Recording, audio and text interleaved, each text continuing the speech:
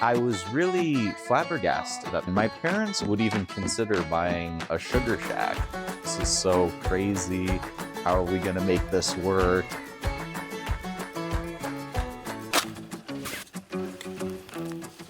吃起来头味有差别吗？要加水吗？用花生油做芋泥，你能吃出来吗？ One day, I just had to pop the question to my mom. May I buy la glace from you one day? And then she said, that sounds like a good idea. Should we say in 3 months?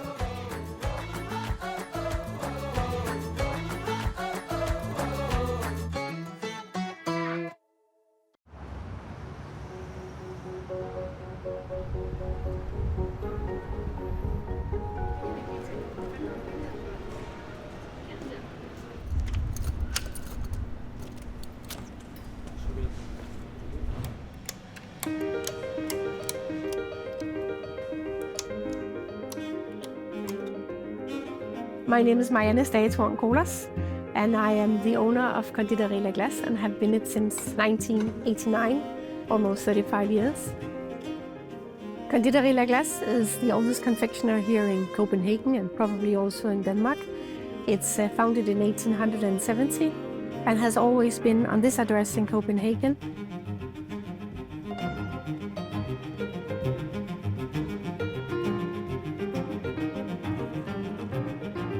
The first time I came to La Glace was when my mother bought the place in 1978. I was 11 years old, and actually I grew up in the farmland, and I remember walking in the door and thought it was so big, stylish and fine. It was like when you entered the door, you knew you had to behave to be a good girl. One day I just had to pop the question to my mom. May I buy La Glace from you one day? And then she said, that sounds like a good idea. Should we say in 3 months? I was only 21 years old at that time, and I was in the middle of doing a business degree. I bought the place, then I started learning as a confectioner. I thought selling cake is like selling a little bit of happiness every day. They see the cakes and they start smiling, and if you walk by a customer that has just been served and you see them take the first bite, the happiness in their face, that is amazing.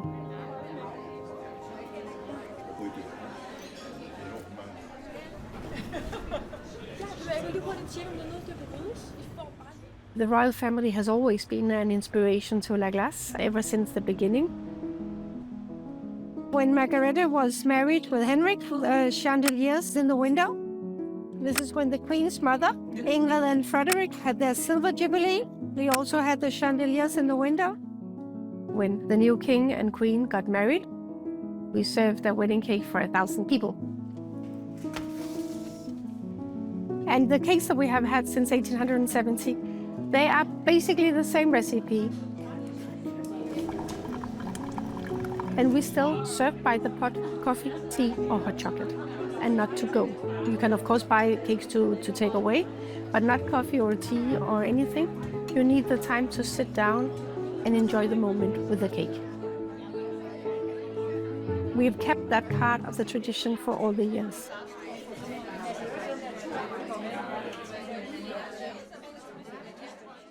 So today is the first day of the Light Festival, so we hope that a lot of people will go around, and we hope we'll sell a lot of fastelavnsboller, so have them ready for the whole day, hopefully.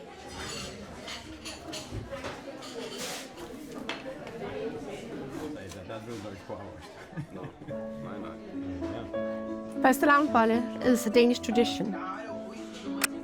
After fastelavn, after the feast, you need not to eat anything or very little for the next days until we get to Easter. And that's what we do, eat a lot of fat.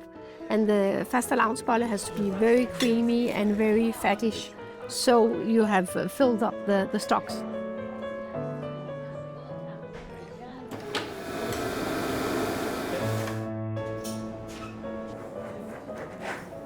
Here we got a marzipan filling. This is to get a bit more sweetness and also kind of a chewy texture. So here they're ready for the oven. They've been proving for approximately 2 hours. and 25 to 27 degrees. Never more than that, because there's a lot of butter in it for the lamination. So it's gonna melt at too high of a temperature. And the tin molds is just there to give it more round shape. It's gonna expand upwards. We bake these for 12 to 14 minutes in a convection oven, 190 degrees. And then they cool down, and then we can decorate them.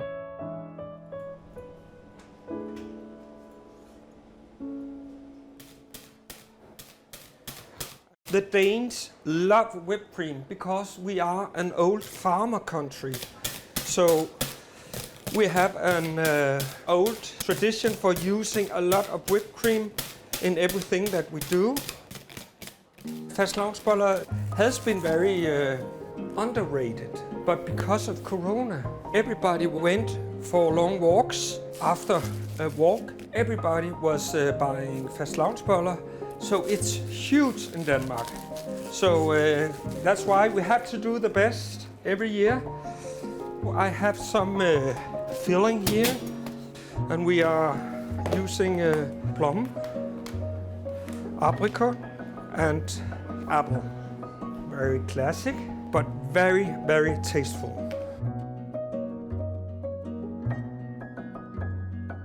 It is possible to do something with all those older cakes to give them some life again.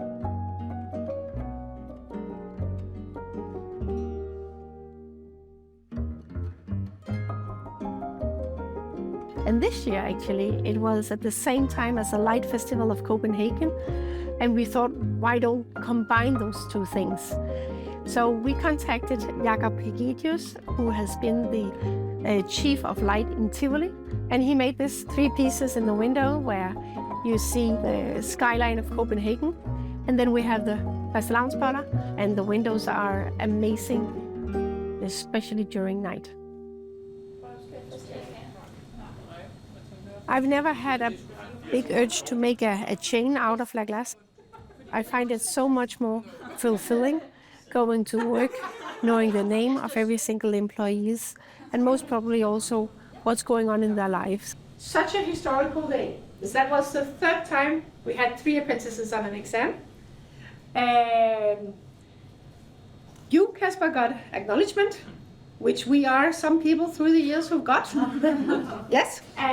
Great job you also did, Christina, getting silver. That is the 7th silver in the company, I think. And Frederikke, the first gold medal ever to go to here.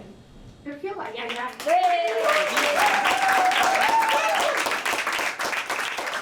Actually, the best advices here in the world is the one you get from the people who are there. Instead of management company to come and give you solutions, you could also just ask the people who are there, how can we fix this better?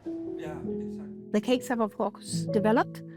So, for example, we got 2 vegan cakes, other cakes that are gluten-free, lactose-free. So we have, in that way, followed the new trends. My daughters are going to take over the shop. They're going to buy it. I need some pension. So they will take over in 2025. And I have decided not to have expectations, but I have decided to have a lot of hope. She's had a good work influence on me, I think. I didn't realize that other people didn't work as much as both my parents when I was a kid. I was 12 years old when I realized people had weekends. Like, why do you have days off if you're not going on holiday? We got asked, like, do you think that it can be part of your plan? So I was like, why would I not be here whenever I can be? You should always do what makes you happy, because then, you know, feels like going to work. And I don't know, how is fastelavnsboller? So ice cream is cold. But it tastes good. So actually, we've had some things that we've wanted to change about La Glace, but we've already made it. For example, we've changed the way that we're training the employees here. We make the small changes now, but the core of La Glace will stay the same. And in one way, it's still exactly the same shop and place as it was 35 years ago. And on another way, it's just totally another shop. It's because it's really funny balance of how can we show off our great history and how can we also make sure that there is a great tomorrow.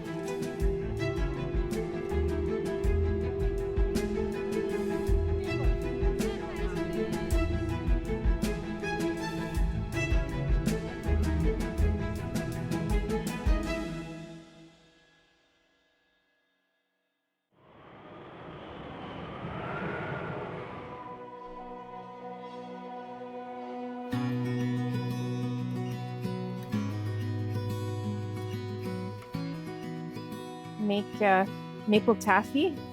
The only ingredient in maple taffy is maple syrup.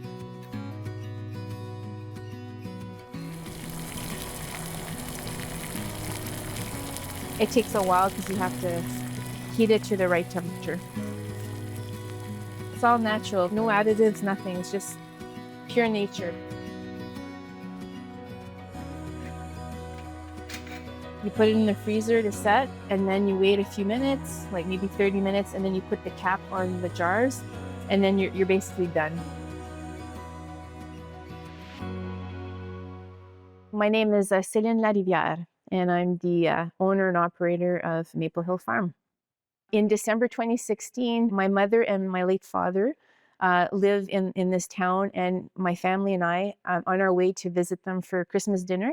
And my spouse, Michel, noticed a for sale sign by the property, and it just piqued his interest.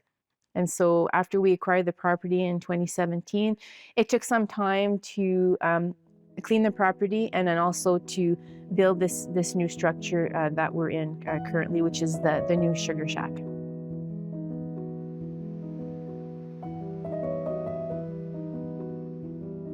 I was raised in the same town where this farm is located. In my childhood, my late grandmother, she came from the province of Quebec, where the whole maple industry is very, very strong. And it's a tradition in the spring to get together at a sugar bush and make the syrup, and then also enjoy meals that are inspired by maple syrup.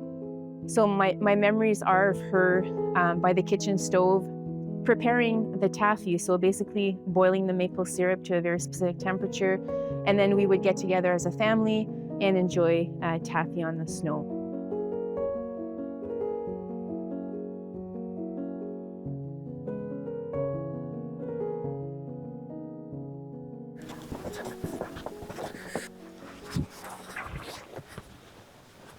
So sap starts moving within our sugar maple trees in and around the month of March for us, typically. Temperature changes are what drives the movement of the sap in this tree. And very specifically, what has to happen is sub-0 degrees Celsius temperatures at night, followed by +0 degrees Celsius temperatures during the day. Our spile will go into a drilled hole this way, and then we simply leave it there for the entire maple season, which tends to last anywhere from 4 to 6, 7 weeks if we're lucky. Really, it's all temperature dependent, and like many other farmers, we're really at the mercy of the temperature and the weather. The process really would look much, much different if this was even 25 years ago, because what you would be seeing here is a pail with a spile. Drip by drip, the pails would fill and transfer them over to larger containers. That was usually done on a sled that was pulled by a team of horses that was brought to a sugar shack where the boiling would start. So times have really changed. What I would say though is the basic process has not changed. It's about collection and it's about boiling in its simplest form.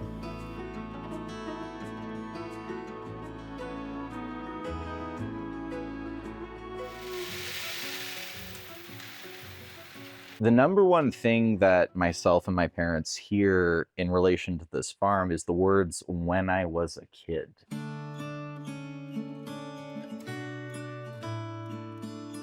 And to me, that's very special. It's something that so many people in this community can tie back to their childhood. And I'm just very grateful that I get to be a part of that I get to just create that space for families to revisit nostalgia, revisit old memories, and of course to create new memories with their children and their loved ones.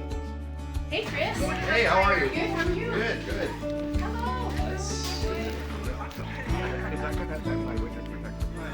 All this pressure. That's a nice color. Whoa, whoa, whoa. Maybe too much, eh? Never too much. Never. No, that's right. I really like the maple tasting. It was very good, like rolling the maple syrup on your own, just eating that yummy golden pure sugar from the tree. I just love having that connection, especially my grandfather, because I like when he shows me his stuff because he has lots of knowledge. So I could bring that to my kids that when I get older. So that's what I like. My dad used to make maple syrup all the time. When I became a mom, 2 boys, that tradition continued. It was just as good as the first time. It always brought me back to my childhood, that perfect taffy on snow. So there's a really good connection over time with the property, and we're really, really happy to be able to continue that tradition.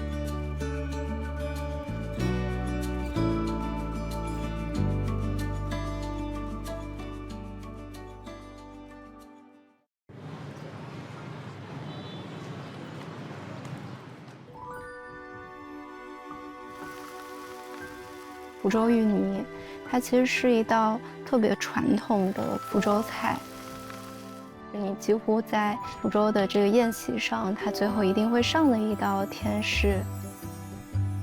我叫小样，现在在做一些本土饮食的记录传播。在福州人的文化里面，芋泥就是一个很自然存在的甜食。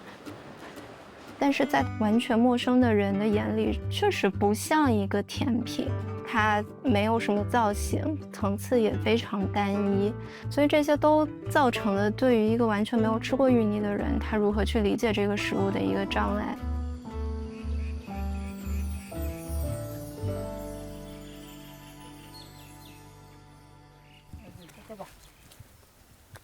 这个。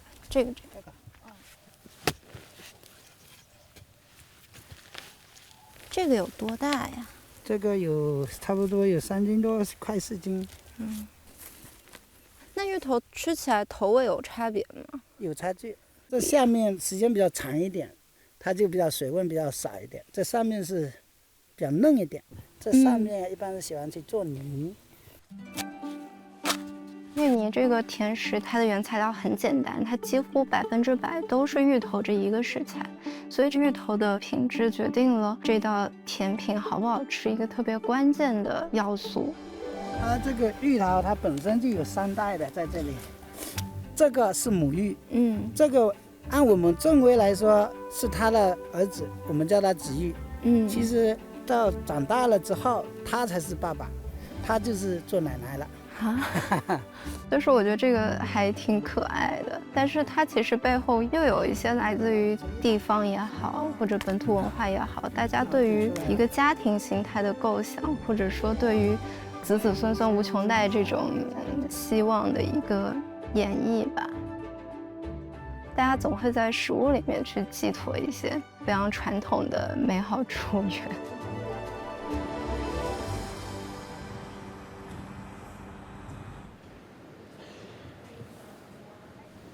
2011年的时候，这会儿我是离开家，然后到北京上大学。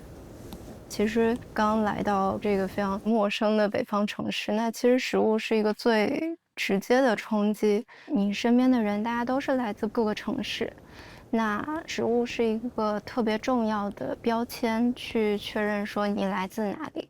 那其实我就很想要拥有这样的一个味觉上的身份。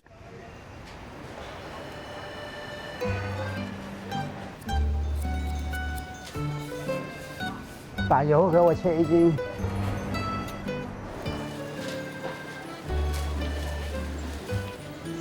这有芋头。这个还可以。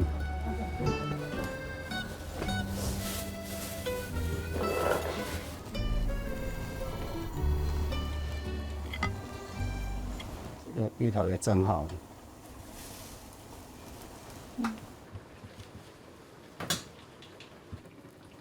以前我们小时候也是母亲教我们做芋泥嘛，都是自己碾压嘛，都很讲究啊，芋泥要压得很细啊。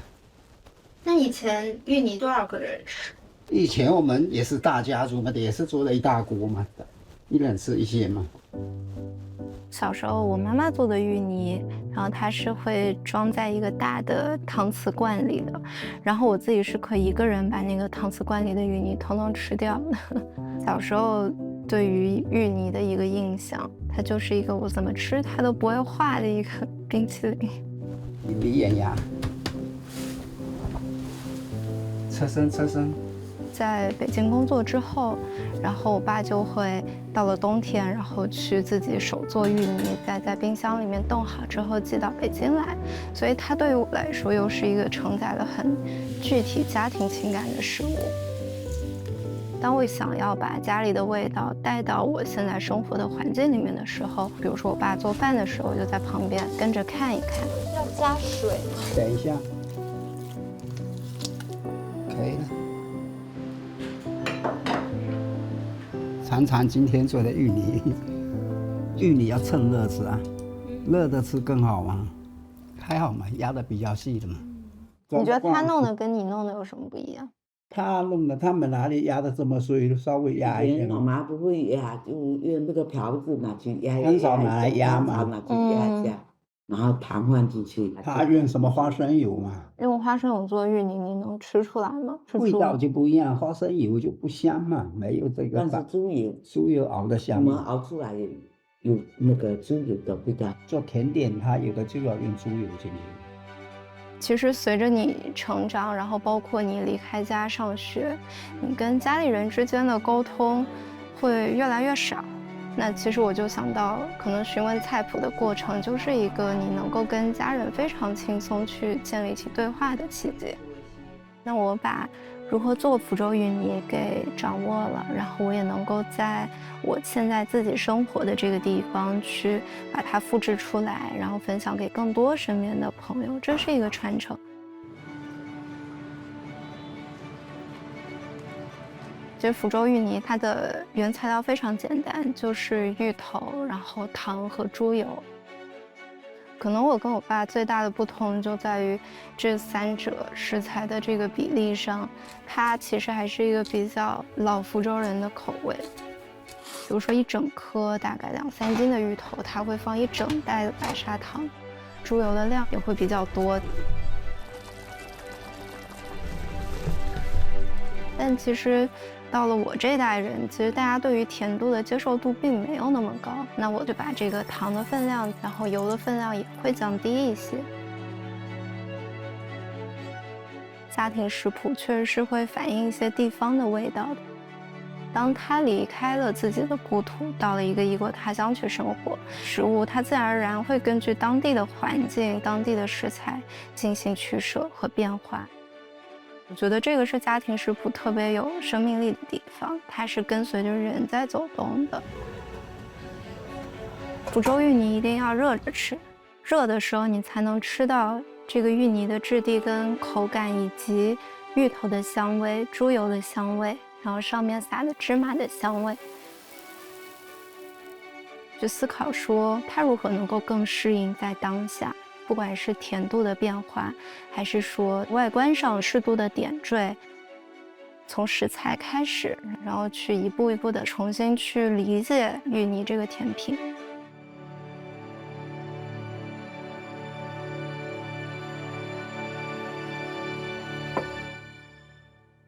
每年中秋，大家家宴上，我奶奶就会做一锅芋泥。你想，里面有那么多糖，那么多猪油，这对于以前来说都是特别珍贵的食材。但是其实这种珍贵对于现在而言，反倒是大家能够团聚在一起去分享甜品的珍贵。因为想让大家感受这种分享的甜，所以我们的芋泥是一大份上来的，大家可以一起去 share 一份芋泥。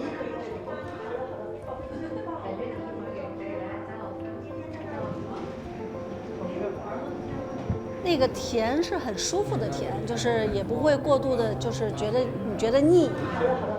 然后呢，它会有一些芝麻花香。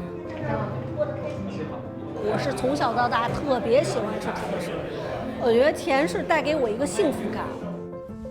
当我们回忆甜的时候，它好像是一整个画面的，它不单单是只有这个食物，它还会关联到这个食物出现的场合、它的时间。在福州人的文化里面，芋泥在宴席上最后以尾盘的形式出现，它其实就有一种就是以甜收尾的感觉。所有人最后仍然会去蒯上一勺芋泥，你就会发现甜这个味道，它就是伴随着人的一辈子，你没有办法去割舍的一个东西。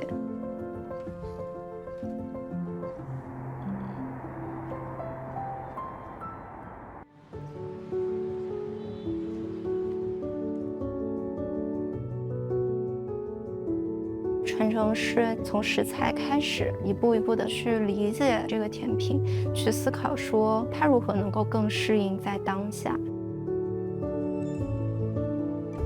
From their golden maple butter to the pecans and the communities, families, friends for taffy tasting. Tradition continued. It was just as good as the first time.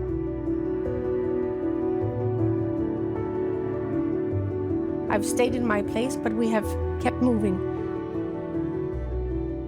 We have tried to balance the traditions, but also always thinking new.